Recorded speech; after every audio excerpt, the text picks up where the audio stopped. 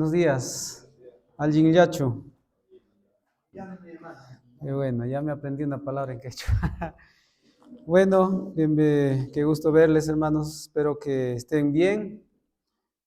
Espero que estén las mentes abiertas, ¿no? Vamos a aprovechar esta mañana porque la tarde ya es media. Ya vamos, el cuerpo ya está medio guaño ya.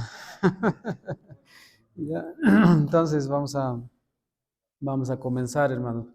En sus cuadernos, página 73. Vamos a comenzar, página 73.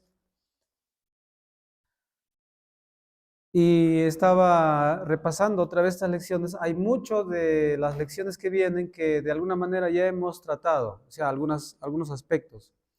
Entonces, como ya hemos estado tratando, estoy tratando de compartir con ustedes lo que todavía no se ha tratado. ¿Ya? Entonces, ahí tienen sus lecciones ustedes para estudiar. Pero como no es posible ir punto por punto, ¿verdad? Imagínense cuánto tiempo tomaríamos. Entonces estamos ocupándonos de algunas secciones eh, que, digamos, son particulares de esa lección. Vamos a comenzar en la página, ¿qué dije? 73. Ahora estamos, no se olviden, hermanos, estamos en la parte de la práctica. Ya hemos dado los principios de la vida cristiana, ahora vamos al aspecto más práctico. Y ahora es en relación con la batalla espiritual. ¿Hay batalla espiritual o no, hermanos? Sí, hay batalla espiritual y una batalla bastante reñida, bastante fuerte. La Biblia dice que nuestra lucha no es contra sangre y carne, no es para pelearnos con nuestra esposa, ni con nuestros hijos, ni con los hermanos. La batalla es contra huestes espirituales de las regiones celestes, ¿verdad? Entonces, nuestra lucha es con Satanás y todo lo que promueve los demonios y todo eso. Vamos entonces, ahí tengo una sola observación en esta lección, hermanos, como pueden ver. Dice que las armas del creyente en la lucha espiritual no son físicas, sino espirituales, pues no lucha contra sangre y carne, sino contra huestes espirituales de maldad. Efesios nos va a hablar de eso, ¿verdad? Nuestra lucha no es contra sangre y carne. A veces estamos luchando, hermanos, entre nosotros. En la iglesia a veces hay luchas entre creyentes, ¿no? Tensiones. Hay algunas veces que hay grupos de hermanos oponiéndose uno al otro. A veces hasta se discute el color del templo. ¿No? Es así, man, el color del templo, cómo va a ser el techo, cómo va a ser esto, cómo va a ser la cena del Señor, de esta forma o de esta otra manera. ¿Se deben usar galletas o no se deben usar galletas? ¿Si es jugo de la vid o no de la vid? Estamos discutiendo de cosas, a veces, hermanos, que no tienen nada que ver con lo esencial. También hay, justo hoy día estábamos hablando un poquito de eso en el desayuno. También, hermanos, hay grupos de cristianos que menosprecian a otros. Entonces, hemos perdido la ética, por ejemplo, ¿no? Entonces, es curioso ver que en un lugar hay una iglesia y viene otra iglesia y se pone al frente. ¿Cómo ven eso, hermanos? Hay una lucha ahí, ¿no? Yo puedo hacer mejor aquí que ustedes. Y esto es una falta de ética. Estamos luchando a veces entre nosotros, a veces entre las iglesias. Tanto campo que hay, hermanos, que falta llegar el evangelio. A veces estamos queriendo ser territoriales. Este es mi territorio, este es el mío, ¿no? A menos que haya una secta, ¿no? Sectas son sectas, ¿no? Testigos de Jehová, mormones. Ellos son claramente incrédulos porque alguien que niega que Jesucristo es como el Padre no puede ser un cristiano. Entonces, pero a veces en nuestras mismas congregaciones estamos luchando. Pero la Biblia o este principio aquí es que no debemos tener una lucha entre sangre y carne, sino contra huestes espirituales de maldad. Y tenemos que saber entonces esto. Vamos a ir ahora al hacer. ¿Qué hacemos? ¿Qué hacemos, hermanos? A ver, ahí he puesto palabras nomás claves. Tenemos la armadura del Señor, ¿verdad? Ahí en el libro de Efesios tenemos toda la armadura del Señor y debemos, palabras claves ahí que he puesto, reconocer, ¿verdad? ¿Reconocer qué cosa? Que nuestra vida o la vida cristiana es una lucha espiritual, ¿verdad? Y que en su debilidad Dios es fuerte. ¿Qué dice Pablo? No he anotado aquí, pero ¿qué dice Pablo en 2 Corintios 12? Pablo, hermano, vamos a buscar mejor ahí, 2 Corintios, capítulo 12.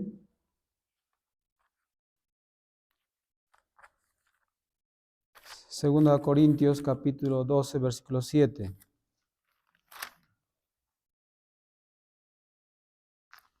¿De qué trata esa sección? Del aguijón, ¿no? No sabemos qué haya sido su aguijón, pero Pablo varias veces pidió al Señor. Ahí en 2 Corintios 12, 7, y para que la grandeza de las revelaciones me exaltase desmedidamente. Pablo estaba luchando consigo mismo, ¿no?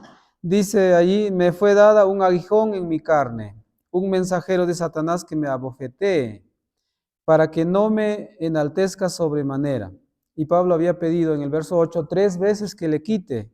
¿Qué le dijo el Señor? Bástate mi gracia. Dice, porque mi poder se perfecciona en la debilidad. Por tanto, de buena gana me gloriaré más bien en mis debilidades, para que repose sobre mí el poder de Cristo. Entonces, no conozco, hermanos, un pastor, por ejemplo, que esté completamente sano. De algo sufren los pastores. ¿Sí o no? Ya de los ojos, ya de los riñones, ya de las vías respiratorias, del corazón, del estómago. He estado ayer bastante mal del estómago. Qué sé yo, hermanos, yo creo que estas cosas suceden, hermanos, para nosotros depender de Dios, como ministros de Dios. A veces quisiéramos estar sanos, sanos. Y podemos orar, Señor, yo quiero caminar por allá y por allá, necesito salud. No es malo pedir eso.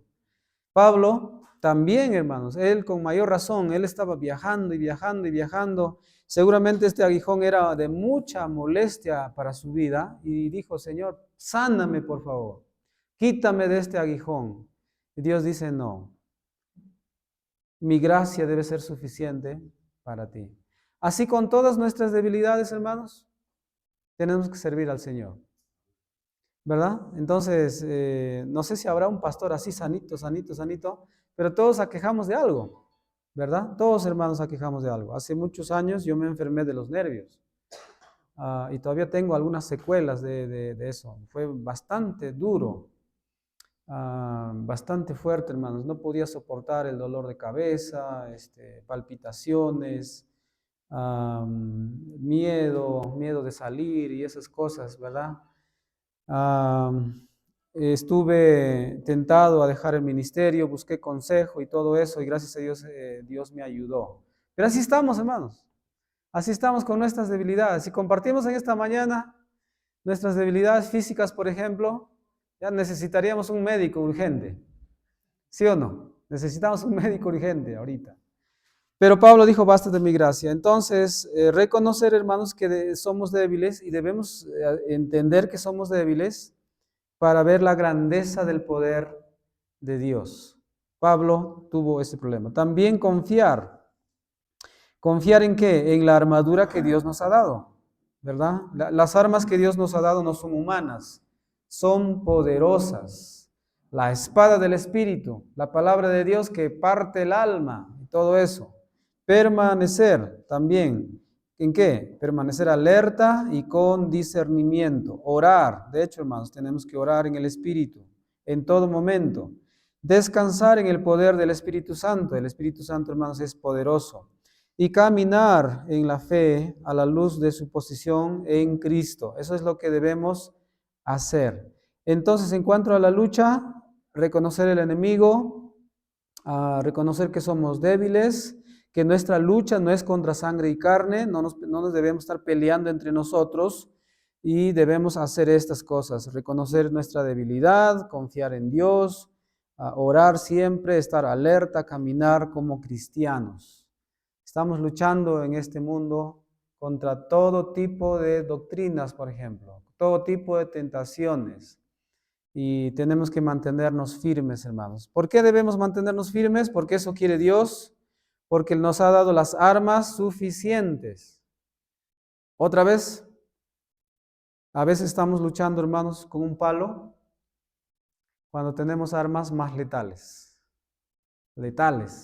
¿verdad? Y ahí está, eso es para una idea que tienen ahí en el gráfico. Pablo está pensando en un soldado romano, de cómo estaba cubierto de pies a cabeza, ¿no? Y era difícil vencer a un soldado romano. Y Pablo está pensando en un soldado romano para darnos la idea de que también Dios nos ha armado fuertemente. ¿Qué tal, hermanos, las luchas? ¿Cómo estamos en las luchas?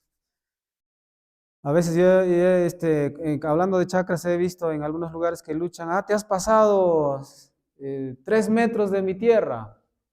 Otros pelean por el agua, ¿no? Y hay canal ahí y entonces uno lo cierra y luego pasa, hermano, lo cierra y no quiere para el otro el agua, solamente quiere el agua él y así todo tipo de luchas, ¿no? Pero nuestra lucha es contra huestes espirituales, contra las falsas doctrinas.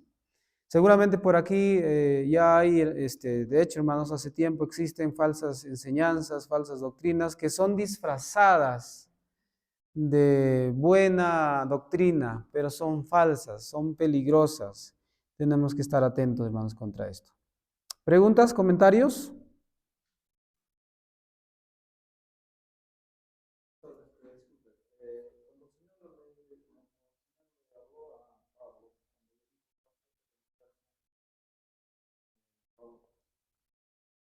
Estaba queriendo decir que la situación que yo alcancé a ustedes no es suficiente.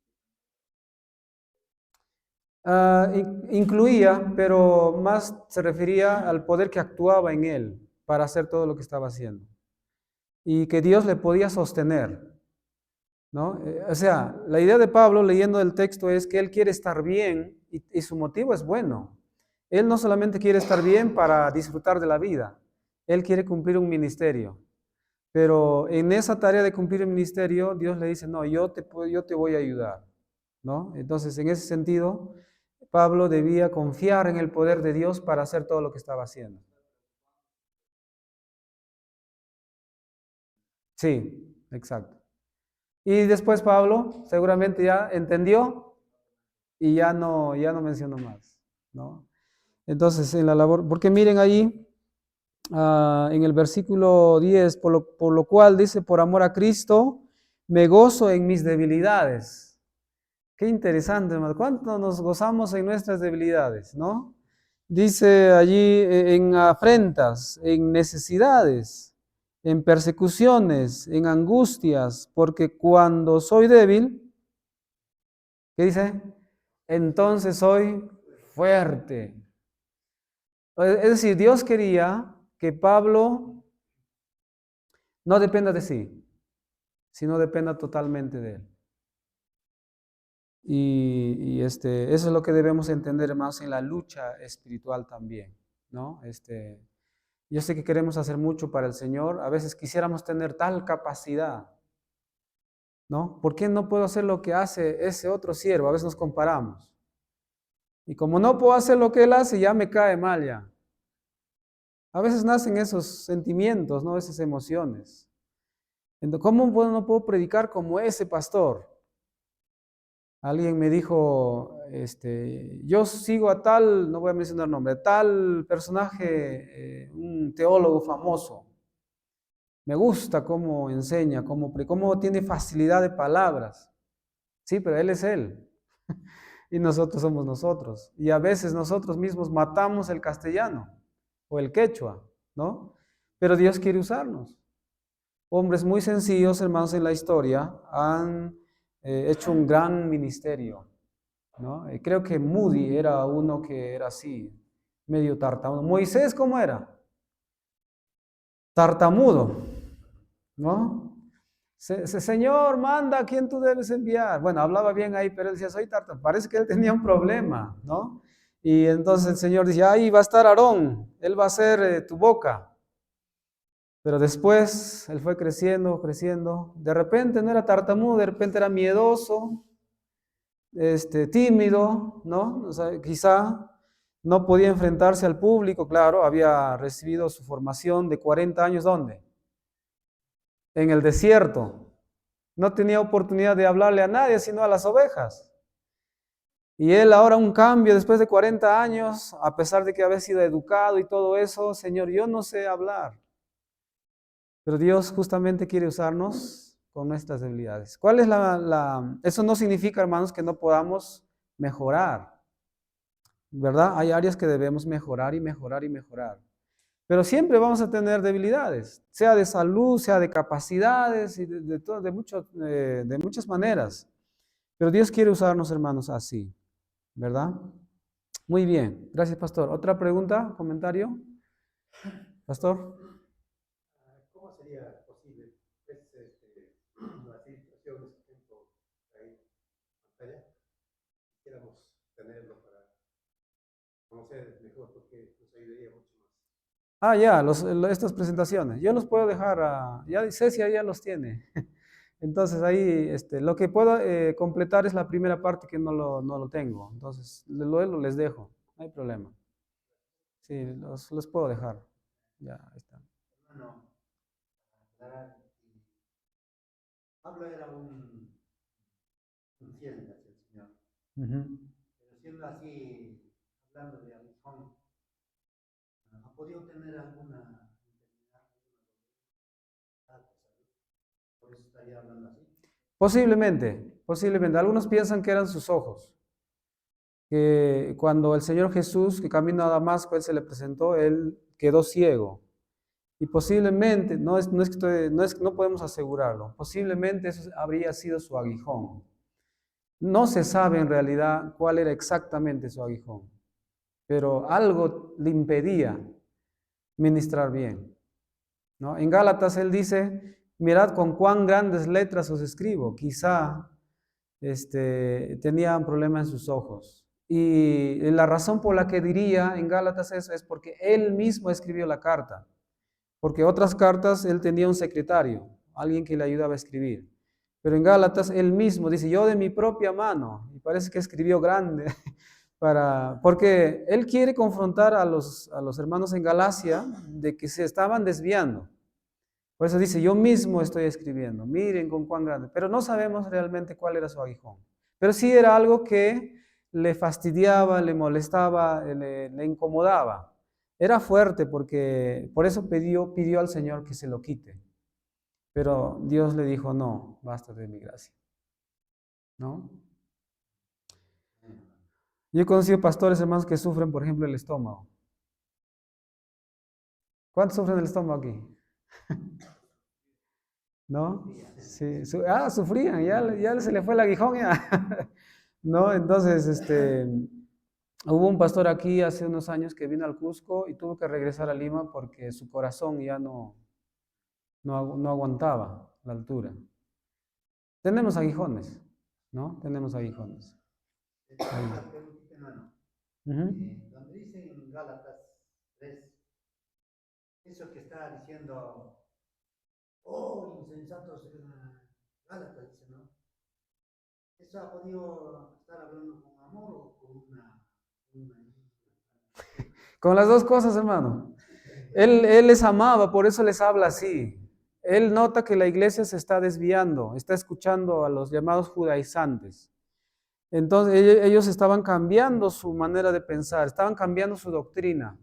Entonces, porque les ama, les escribe para corregirles. Pero también hay un tono, de hecho, de Pablo, de que él está ofuscado. Entonces hay una combinación de ambas cosas, ¿no? Entonces, porque si no les amara, no les escribiera nada. Ya que ellos vean como quieran, ¿no? Pero les ama, pero también sí es enérgico Pablo allí, muy enérgico. La carta de Gálatas, toda la carta tiene un tono muy enérgico, ¿no? Entonces, lo que usted dice, no, Gálatas insensatos. Y está hablando a los creyentes, ¿no? A la iglesia. Sí. Está indignado Pablo. vez que ya recibió la enseñanza y siguen haciendo mal? Sí. Y ni siquiera ellos, perdón, pastor, ni siquiera seguían haciendo mal, sino que ellos, habiendo recibido y habiendo estado haciendo bien, ellos comienzan más bien a desviarse. Pero Pablo habla más fuerte todavía a los que estaban haciendo que la iglesia cambie de rumbo, ¿no? A ellos les habla muy, muy fuerte, a los judaizantes exactamente. Había personas ahí infiltradas que estaban haciendo daño a la iglesia del Señor. A ellos les llama la atención por engañar y a la iglesia les llama atención por ser engañados, por dejarse engañar. Ambos grupos, ¿no? Entonces, es interesante cuando leemos Gálatas ahí. Condena Pablo a los judaizantes, a los legalistas, fuertemente, pero también les habla fuerte a la iglesia porque dice, ustedes están siendo engañados. ¿Quién os fascinó? Dice en nuestra versión. Podría traducirse, ¿quién os embrujó a seguir esto? O sea, ¿quién les ha hipnotizado a ustedes? Ajá, ¿quién les ha engañado? ¿No? Entonces, habla bastante fuerte. Estaban ellos perdiendo la batalla espiritual, ¿no?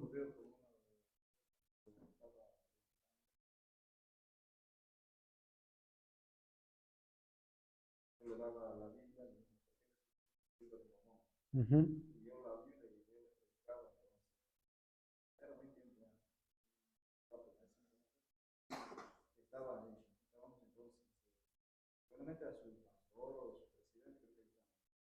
ujú,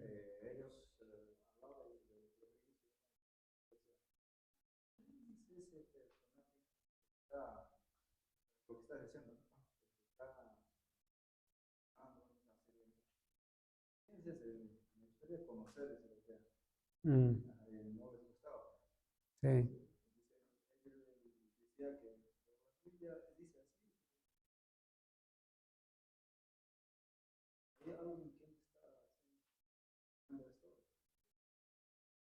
ujú,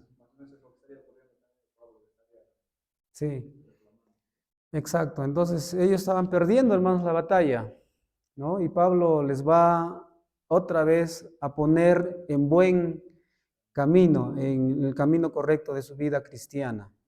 Entonces tenemos, hermanos, una batalla, tenemos lucha contra sangre y carne, doctrinas, prácticas en nuestras iglesias que tenemos que darnos cuenta que están